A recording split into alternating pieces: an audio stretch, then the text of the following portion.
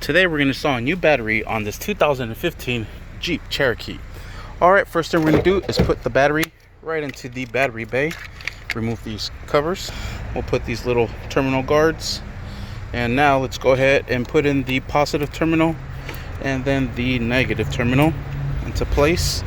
Sweet. Let's go ahead and put our battery bracket way down here and secure it into place. These are all size 10 millimeter sockets to get these tied down. For the bottom here, you will need an extension. Perfect. That's it. Let's go ahead and tie in our positive and our negative as well, and you're done.